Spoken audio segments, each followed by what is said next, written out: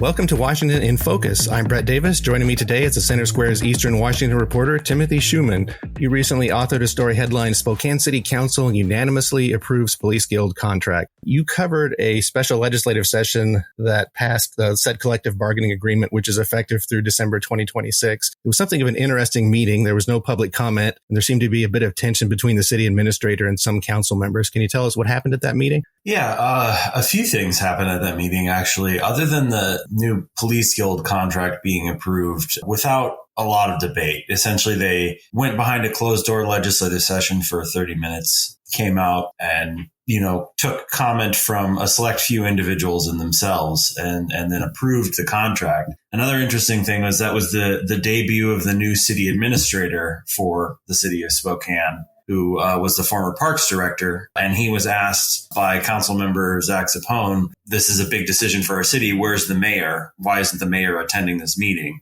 And as a brand new interim city administrator who just started that week, he was left with the undesirable task of saying, I'm unable to answer that question for you, council member. Sort of a baptism by fire on the new gig. A little bit, yeah. The entire negotiation was a very weird, surreal experience almost, because the city council was being essentially forced by public opinion to approve this police contract. And, there were certain council members that supported it wholeheartedly, and every council member was on board, hence the unanimous vote. But there were some that were a little more reluctant and a little bit worried about the financial side of things as well, because this comes on the heels of, I wrote a piece 3 weeks ago about Spokane being $50 million behind their legally obligated reserve fund. Now, that's not to say that they're $50 million in a deficit. They just have reserve requirements written into the law that they're currently $50 million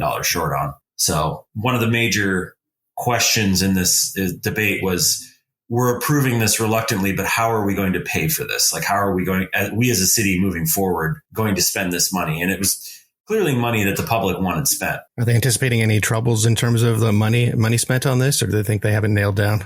I think they'll find the funds for this. I think they're just anticipating troubles generally from a budget standpoint. So it seems like on the one hand, this would be, I guess, perceived as good news in terms of law enforcement, given their staffing shortages and whatnot. But on the other hand, they have to make it work budget wise. Yeah, no. And they had the president of the police guild, speak, and he was very complimentary of council, saying that they, pulled this together in record time, which is true. This is a very, very quick turnaround for this contract. And unlike the prior 3 years where it's been every year, they've been essentially behind the eight ball on contract negotiations, and they've been approving things ad hoc on a year-to-year basis. This contract actually goes out for 3 years. Yeah, I did a little reading on the contract, and it's my understanding that the bargaining of salaries, wages, hours, and other conditions, that's covered. The rank and file police are covered by this contract.